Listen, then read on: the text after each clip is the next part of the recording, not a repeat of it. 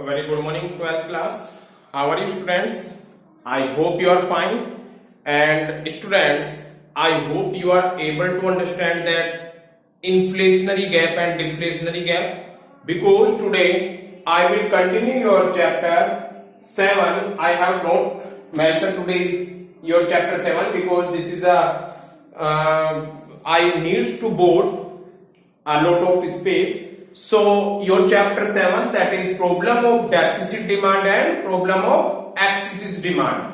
Deficit demand is known as underemployment equilibrium situation. So student, yesterday and day before yesterday I have explained there are two videos which are related to inflationary gap and deflationary gap. When in an economy aggregate demand is more than as requirement for full employment, there are two type of aggregate demand. One is which is required for full employment and another is which is actual for aggregate demand. If in an economy require is less than as compared to actual, then it will be aggregate demand is excess in an economy. Aggregate demand क्या है? Excess. And in the situation of excess aggregate demand, it is known as inflationary gap in an economy. Normally, on the pressure of inflationary gap, on goes to the almost price. There is no increasing employment condition because this is a full employment situation. There is no we can increase the level of output because beyond the full employment level we cannot increase the output. So only pressure goes on price. In inflationary situation, price goes. So you have discussed these things. On the other hand, we have already discussed deflationary gap is also. So students, as the vice versa of inflationary gap, it is known as deflationary gap. In the situation of deflationary gap, your actual aggregate demand is less than aggregate demand of full level employment. So in deflationary situation, general commodities price level down, output down, employment down. So you can say in economy is an embarrassing situation in a deflationary gap. Today we will discuss that how can measure to correct deficit demand. There are 2 points here. How can measure the correct deficit demand as well as excess demand. But today we will discuss only deficit demand because this is a very lengthy topic. Today I will explain deficit demand and tomorrow, which is Saturday, I will explain excess demand. Getting? It is known as underemployment equilibrium situation. So students, in simple word, if I want to say that क्या पढ़ने वाले आज हम, that is कि कैसे economy में से demand को इंक्रीज करना है, because in your economy is deficit demand. Economy में क्या है बेटा? Deficit demand. So today is your topic that how can aggregate demand increase in an economy. हमें एग्रीगेट डिमांड को इकोनॉमी में इंक्रीज करना है. So initially, what do you mean by deficit demand? Deficit demand arises when aggregate demand is less than aggregate demand required for full employment. Again, repeat the definition. Deficit demand arises. कब arise होती है? When aggregate demand is, कौन सी aggregate demand? This is actual. Actual aggregate demand is less than aggregate demand required for full employment. It means aggregate demand full employment के लिए जितनी require है, suppose that full employment के लिए 500 require है, getting, और actual aggregate demand जब उससे less than हो जाती है, suppose that ये हो गई है 400. So we can say, this is example, aggregate demand actual is less than aggregate demand required for full employment. I hope this is clear. This is aggregate demand actual और this is aggregate demand required for full employment. किसी भी economy में एक aggregate demand की requirement होती है. अगर वो डिमांड कंट्री के अंदर अराइज हो रही होगी तो वो कंट्री फुल एम्प्लॉयमेंट लेवल पे होगी. अब ये तो एक रिक्वायर है, आपने एक इमेजिनरी कर लिया, उससे ज्यादा भी हो सकती है और उससे कम भी हो सकती है। अगर उस डिमांड से कम हो रही होगी so we can say this is deficit demand, और उससे ज्यादा हो रही होगी तो we can say this is excessive demand, which is discuss in next video. So in deficit demand I hope आप समझ गए होंगे कि पहले तो डेफिसिट डिमांड होती क्या है। So deficit demand is a aggregate demand which is actual aggregate demand is less than aggregate demand of full employment level. Students, we have to increase the level of aggregate demand in an economy. क्या करना होगा हमें economy में? Aggregate demand को increase करना होगा। Why? ताकि deficit demand बढ़ जाए। डिमांड कम हो रही है तो डिमांड को क्या करना है हमें? Increase. We have to means यहाँ पे आपको इम्फेसाइज किया जा रहा है, मजबूरी आपकी। We have to increase the level of aggregate demand in an economy. Now, there are two important approach or two important policy measures are adopted by the government. There are two, that is fiscal policy and monetary policy. So, students, आप लोगों को मैंने बताया कि country में अगर demand कम हो रही होगी तो उसको डेफिसिट डिमांड बोलते हैं। उस डेफिसिट डिमांड को करेक्ट कैसे करेंगे? एग्रीगेट डिमांड को इंक्रीज करके। We have to increase the level of aggregate demand in an economy. अब aggregate demand को increase कैसे करेंगे? We have two tools. We have two tools, or we can say we have two policy measures are adopted, that is fiscal policy and monetary policy. So students, before now we have discussed fiscal policy, then after we will discuss monetary policy. So I hope you are aware that what we will do study today. हमें पढ़ना है कि how can we remove the deficit demand in an economy. Economy में जो deficit demand है हम उसको कैसे रिमूव करेंगे, ये आज आपका टॉपिक है। So I have said that there are two methods, that is A is fiscal policy and B is monetary policy.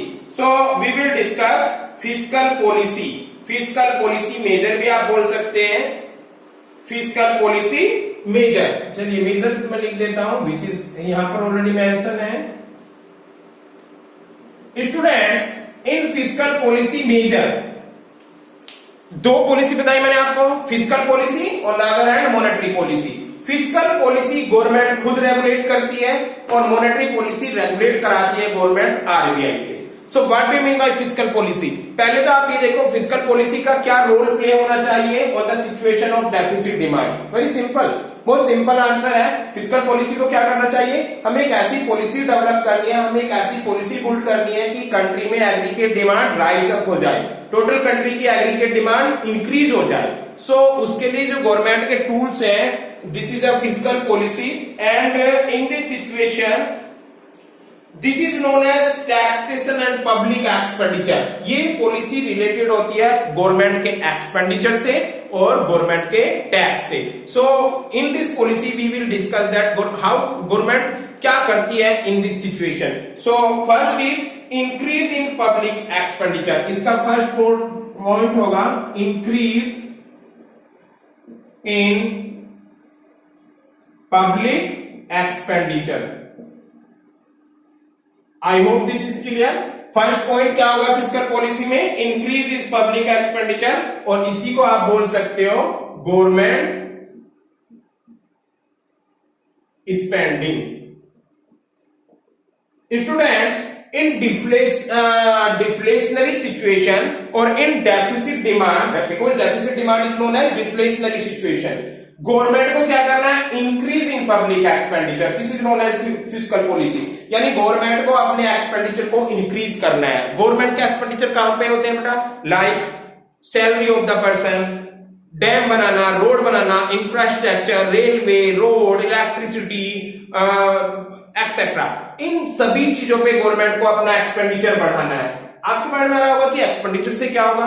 बेटा जब भी गवर्नमेंट खर्च करती है, गवर्नमेंट ने एक भी आइदर इज सेंट्रल गवर्नमेंट और स्टेट गवर्नमेंट, उसने 1 रुपया भी खर्च किया आपकी इकोनॉमी में, वो किसी की ना किसी की इनकम बनेगी। सपोज दैट गवर्नमेंट ने कोई न्यू प्रोजेक्ट लॉन्च किया और उस पर 5000 करोड़ रुपए इन्वेस्ट किया, वो अल्टीमेटली 5000 करोड़ रुपीस कहां पे जाएगा? इकोनॉमी के अंदर जाएगा, चाहे वो किसी प्रोड्यूसर पे जा रहा हो, किसी कंज्यूमर पे जा रहा हो। अगर डैम बना रहे हैं तो वो सीमेंट वाले पर, वो जो आप लोहा परचेज कर रहे हो उस पे जाएगा, कंक्रीट व्हाटएवर, लेबर लगी होगी, इंजीनियर लगे होंगे, बुलडोजर लगे होंगे, यानी कहीं पे भी जा रहा होगा, ऑटोमेटिकली कहां जाएगा? वो लोगों की पॉकेट में। और जब वो लोगों की पॉकेट में जाता है तो वो लोग क्या करेंगे? उनकी परचेजिंग पावर बढ़ती है, इनकम बढ़ती है, they people create demand in the market. So in fiscal policy first point क्या था? Increase in public expenditure, that is government spending. So government क्या करेगी? इसमें स्पेंडिंग अपना इंक्रीज कर देगी। सो गवर्नमेंट को जितनी भी सिचुएशन है, like road, canal, dam, electricity, railway, health, education, सब पे गवर्नमेंट को अपना एक्सपेंडिचर बढ़ाना होता है। एंड सेकंड पॉइंट होता है इसमें रिडक्शन इन टैक्स। अगर मार्केट में गवर्नमेंट देख रही है कि यहां पर डेफिसिट डिमांड है, डिफ्लेशनरी है, एग्रीगेट डिमांड कम है, उस सिचुएशन में गवर्नमेंट को टैक्स को क्या करना होगा? रिडक्शन। गवर्नमेंट टैक्स को रिड्यूस करेगी ऑटोमेटिकली, चाहे वो डायरेक्ट टैक्स हो चाहे इनडायरेक्ट टैक्स हो। आई will discuss in next chapter what you mean by direct tax and indirect tax. जब भी गवर्नमेंट टैक्स को रिड्यूस कर देगी, ऑटोमेटिकली लोगों की परचेजिंग पावर बढ़ेगी। लाइक सपोज दैट किसी पर्सन की सैलरी 5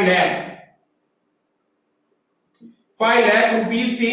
इन दिस सिचुएशन उस पर्सन को suppose that 50,000 tax, suppose that this is a रफली एग्जांपल, 50,000 टैक्स देना पड़ रहा है। अभी उसकी इनकम कितनी बची है? यहां पर tax after the pay of tax 4,50,000 getting. Suppose that government ने डिफ्लेशनरी की सिचुएशन में इसको 50,000 से कितना कर दिया? रिड्यूस कर दिया है 40,000 गेटिंग। अब इस बंदे को कितना मिलेगा? उसको 4,60,000। इट मींस इसकी 10,000 के इक्वल क्या हो गई बेटा?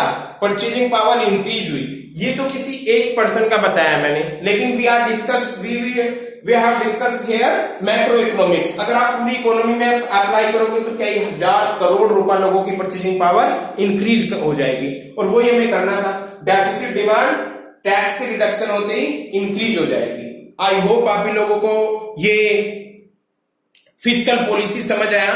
Now it is the second part, that is monetary policy.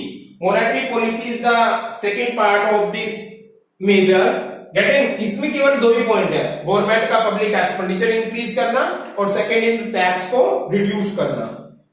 B part is monetary policy,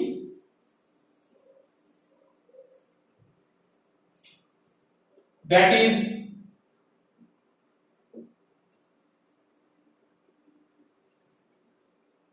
monetary policy measure. Students, monetary policy related to credit creation, monetary policy related to increasing money supply in an economy, monetary policy related to RBI।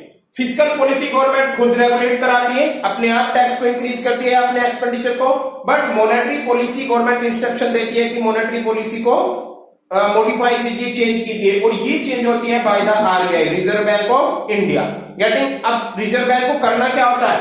आप simple deficit demand की situation में उसको market में money supply increase करनी है, और जो आप कल पढ़ने वाले हो उसमें मनी सप्लाई डिक्रीज। यानी इस टॉपिक में आप पढ़ रहे हो डिफ्लेशनरी सिचुएशन। डिफ्लेशनरी की सिचुएशन में मॉनेटरी पॉलिसी क्या करेगी? सारे वो फंडे यूज करेगी जिस फंडों से मार्केट में मनी सप्लाई इंक्रीज हो जाए। सबसे पहला पॉइंट है reduction in the cash reserve ratio.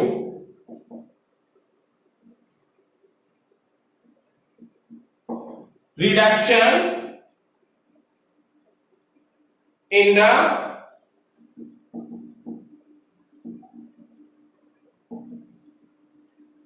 cash reserve ratio। Students, what do you mean by CRR? Cash reserve ratio is a amount which commercial bank keep in the RBI. यानी कुछ portion अपने total deposit का commercial बैंकों को, जितने भी commercial bank हैं, suppose that CM, commercial bank and RBI को इनको एक अमाउंट रखना होता है अपनी टोटल डिपॉजिट का।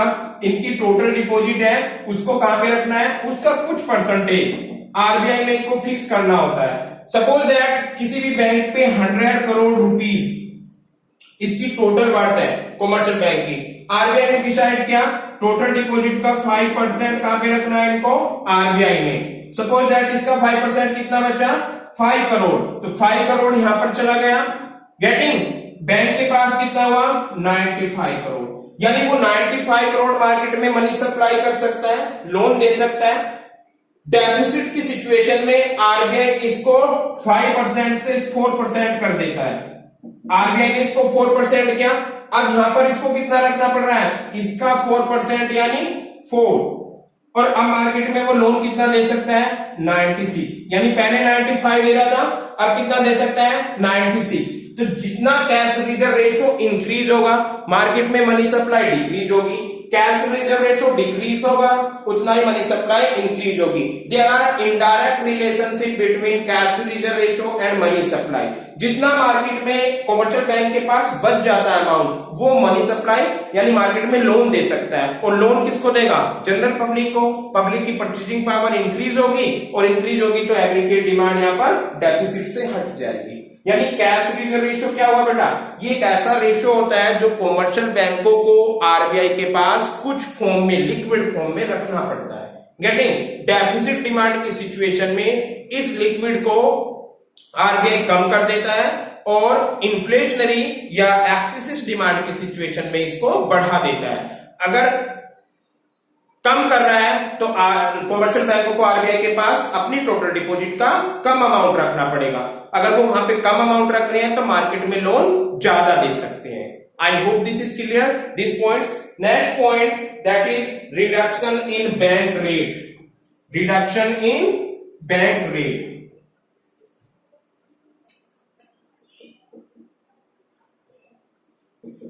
Reduction in bank rate.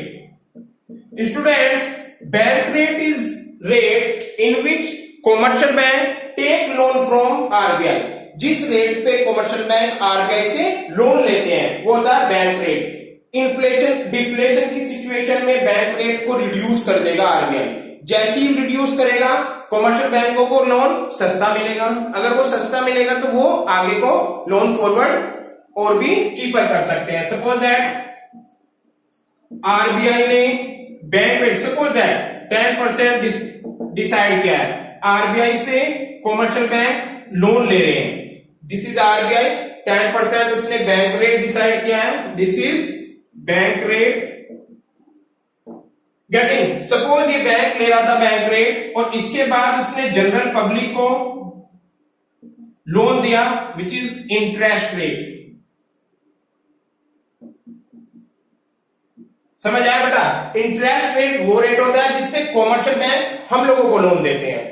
Bank rate वो रेट होता है जिसपे आरबीआई कॉमर्शियल बैंक को देता है। अब देखिए, अगर बैंक रेट रिड्यूस होगा तो इनको चीपर लोन मिलेगा, अगर इनको चीपर मिलेगा तो जनरल पब्लिक ज्यादा लोन देगी। आई होप दिस इज क्लियर। यानी बैंक रेट का और मनी सप्लाई का भी रिलेशनशिप रहता है। बैंक रेट अगर डिक्रीज होगा मनी सप्लाई इंक्रीज हो गई, यानी inverse relationship. Bank rate increase होगा मनी सप्लाई डिक्रीज हो जाएगी, बैंक रेट डिक्रीज होगा मनी सप्लाई इंक्रीज हो जाएगी। मनी सप्लाई इंक्रीज कैसे होती है बेटा, कॉमर्शियल बैंक बैंक रेट पे लोन लेते हैं आरबीआई से, देन आफ्टर ये जनरल पब्लिक को देते हैं। अगर इनको चीपर रेट पे मिलेगा ये चीपर पे देंगे, अगर इनको हायर रेट पे मिलेगा, महंगा मिलेगा तो ये महंगा देंगे। अगर ये महंगा देंगे तो जनरल पब्लिक कम लेगी लोन, और जब भी सस्ते लोन मिलते हैं तो इकोनॉमी में लोन लोग ज्यादा लेते हैं। जैसे ही लोन लेंगे उनकी परचेजिंग पावर बढ़ेगी, अल्टीमेटली कंट्री में पैसा आएगा, और पैसा आएगा तो कंट्री में परचेजिंग पावर बढ़ जाएगी तो एग्रीगेट डिमांड बढ़ेगी। आई hope this point is also clear. Next one, reduction in bank rate को बेटा रेपो रेट भी बोलते हैं, आप लोगों ने सुना होगा, रेपो रेट भी होता है। Getting, next one, reduce purchase in security in the open market.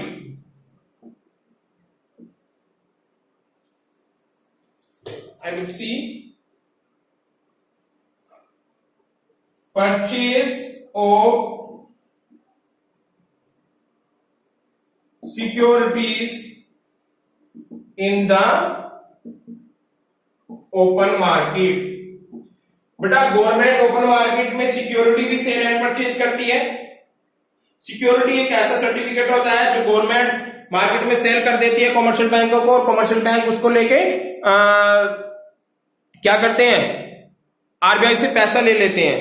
So in this situation central bank should purchase the security in the open market. Deficit की सिचुएशन में सेंट्रल बैंक परचेज करेगा deficit की situation में, और अगर excessive हो रहा होगा तो सेल कर देगा।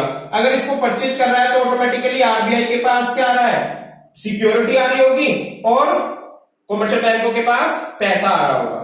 Getting this is also commercial bank can reduction और increase the money supply. Next one,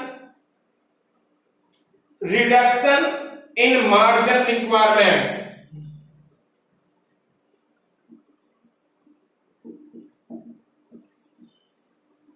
Reduction in margin.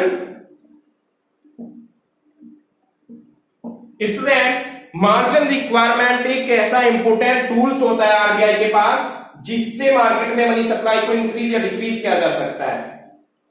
Reduction, पहले तो मार्जिन रिक्वायरमेंट क्या होता है, जब भी हम मार्केट से लोन लेने जाते हैं, बैंकों में लोन लेने जाते हैं, किसी भी चीज पे लोन देता है वो हमें वहां पे एज ए मोर्टगेज फॉर्म में रखना होता है, सिक्योरिटी की फॉर्म में रखना होता है। लाइक सपोज दैट आप होम लोन ले रहे हैं तो होम के डॉक्यूमेंट, और अगर आप कार लोन ले रहे हैं तो कार के डॉक्यूमेंट, फार्मर्स लोन ले रहा है तो उसकी लैंड के डॉक्यूमेंट, यानी हम किसी भी चीज पे लोन लेते हैं तो हम एक वहां पर सिक्योरिटी रखते हैं। सो स्टूडेंट, उस सिक्योरिटी का अमाउंट और जो हमें लोन प्रोवाइड मिल रहा है उसका डिफरेंस होता है मार्जिन रिक्वायरमेंट। 10th क्लास में पढ़ा था हमने मनी एंड क्रेडिट में।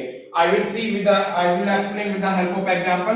सपोज दैट किसी भी मार्जिन रिक्वायरमेंट क्या होता है, सपोज दैट किसी पर्सन ने 100 में 100 इसलिए ले रहा हूं ताकि आपको सिंपल है, एक 100 करोड़ का प्रॉपर्टी है गेटिंग, और मार्जिन रिक्वायरमेंट डिसाइड कर रखा है इन्होंने, जितना मार्जिन रिक्वायरमेंट होगा उससे ज्यादा लोन नहीं दे सकते। Suppose that margin requirement decide कर रखा है 25%। अब इसकी 100 करोड़ की जो प्रॉपर्टी है उस पे लोन मिलेगा 75 करोड़। नहीं समझे, किसी की 100 करोड़ की प्रॉपर्टी है और उस प्रॉपर्टी के डॉक्यूमेंट रख के बैंक से लोन लेना होता है, तो 100 करोड़ पे मार्जिन रिक्वायरमेंट गवर्नमेंट ने डिसाइड किया 25%। जो 25% मींस उस प्रॉपर्टी पे 75 करोड़ लोन मिलेगा उसको। This is margin requirement. Deficit demand की सिचुएशन में मार्जिन रिक्वायरमेंट को गवर्नमेंट कम कर देगी। अब आप देखो, सपोज दैट गवर्नमेंट ने 25 से 20% कर दिया, अब क्या होगा, उस बंदे को अब लोन कितना मिल सकता है, 80 करोड़। समझ आ रही है? इस सिचुएशन में पहले तो मार्जिन रिक्वायरमेंट होता है क्या, it is a difference between security of a person and actual amount which is loan by the person. जो पर्सन को लोन मिल रहा है वो, और जो उसकी सिक्योरिटी थी उसकी वैल्यू ही मार्जिन रिक्वायरमेंट होता है। किसी भी पर्सन की, मैंने आपको एग्जांपल लिया, 100 करोड़ की प्रॉपर्टी है, गवर्नमेंट ने 25% डिसाइड किया मार्जिन रिक्वायरमेंट, तो उसको लोन मिला 75 करोड़। गेटिंग डेफिसिट डिमांड की सिचुएशन में गवर्नमेंट ने क्या किया, मार्जिन रिक्वायरमेंट को डिक्रीज कर दिया। जैसे ही मार्जिन रिक्वायरमेंट डिक्रीज हुआ, ऑटोमेटिकली अब 25% से 20% किया, तो उस पर्सन की जो लोनेबल कैपेसिटी है, पहले उसको 75 करोड़ का लोन मिल रहा था, अब कितना मिलेगा, 80 करोड़ का। तो ये एक पर्सन पे अप्लाई है, पूरी इकोनॉमी पे अप्लाई कीजिए। जब भी गवर्नमेंट मार्जिन रिक्वायरमेंट को रिडक्शन कर देती है तो तुरंत मार्केट में मनी सप्लाई इंक्रीज होगी, क्योंकि 76 करोड़ से अब 80 करोड़ लोगों के पास जा रहा है पैसा। समझ आया नहीं आया? तो these things, all these things you can understand by these things that how can increase the money supply in an economy. Last one is moral succession. Moral cessation. Students, ये एक कोई स्पेसिफिक टूल्स नहीं होता है moral cessation. इसमें क्या होता है बेटा, in the day of deficit demand और you can say deflationary gap, central bank should appeal और persuade the commercial bank for credit expansion. यानी सेंट्रल बैंक कॉमर्शियल बैंकों से एक अपील करता है कि क्या करना है, कि ज्यादा से ज्यादा लोन प्रोवाइड करो। I hope this is clear. Moral suasion, moral word आ रहा है यहाँ पर, कोई कंपलसरी नहीं है, बस सेंट्रल बैंक सारे कमर्शियल बैंकों से मीटिंग करता है और बोलता है कि इकोनॉमी में एग्रीगेट डिमांड बहुत कम है, लोग डिमांड नहीं कर रहे हैं, सारे प्रोड्यूसर का प्रोडक्ट सेल नहीं हो रहा है, मार्केट में अनएम्प्लॉयड बढ़ता जा रहा है, इकोनॉमी में आउटपुट कम होता जा रहा है और पूरी कंट्री की कंडीशन खराब है। तो इट मीन्स आप लोगों से अपील की जाती है, कौन किससे अपील कर रहा है, कॉमर्शियल बैंक से सेंट्रल बैंक, कि आप लोगों से अपील की जाती है कि मार्केट में आप ज्यादा से ज्यादा लोन दीजिए, एडवर्टाइज कीजिए, लोगों को प्रेशर कीजिए, लोगों प्रेशर वर्ड तो यूज नहीं करना चाहिए, लोगों को मोटिवेट कीजिए, लोगों को जाकर बुलाइए और चीपर रेट पे ज्यादा से ज्यादा आप उनको लोन दीजिए। जैसे ही लोगों के पास लोन जाएगा, इट मींस मार्केट में क्रेडिट अवेलेबिलिटी इंक्रीज हुआ और क्रेडिट अवेलेबिलिटी इंक्रीज होते ही लोगों की एग्रीगेट डिमांड इंक्रीज होगी, फिर तो पूरी इकोनॉमी आपकी चलने लगती है। जैसे ही एग्रीगेट डिमांड हुई, लोगों ने डिमांड करना स्टार्ट किया, प्रोड्यूसर अपने आउटपुट को बढ़ाएगा, प्रोड्यूसर आउटपुट को बढ़ाएगा तो इकोनॉमी में उसको ज्यादा से ज्यादा लोगों की रिक्वायरमेंट होगी, यानी एम्प्लॉयमेंट भी बढ़ जाएगा, गुड्स एंड सर्विसेज ज्यादा प्रोड्यूस होंगी और आपकी इकोनॉमी में ऑटोमेटिकली क्या होना स्टार्ट हो जाएगा बेटा, ग्रोथ करने लगेगी, एग्रीगेट डिमांड बढ़ने लगेगी। So students, this the monetary policy.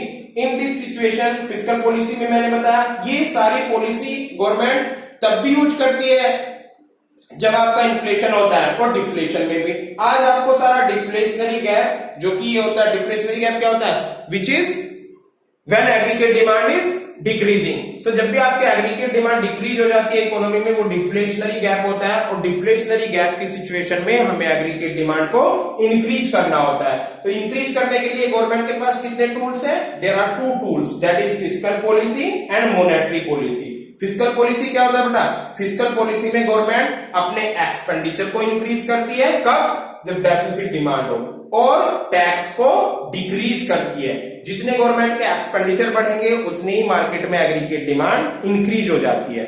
और सेकंड थिंग्स, टैक्स को रिड्यूस करेगी, जितना गवर्नमेंट टैक्स रिड्यूस करती है एमपीसी इंक्रीज होती है, मार्जिनल प्रोपेंसिटी टू कंज्यूम, लोग ज्यादा कंज्यूम करते हैं और लोगों का कंजप्शन मार्केट में एग्रीगेट डिमांड को लीड करता है, एग्रीगेट डिमांड बढ़ जाती है, यानी जितना टैक्स कम होगा उतनी एग्रीगेट डिमांड बढ़ती चली जाएगी। सेकंड है monetary policy measure. Monetary policy कौन रेगुलेट करता है, this is regulated by the RBI और this is regulated by the government.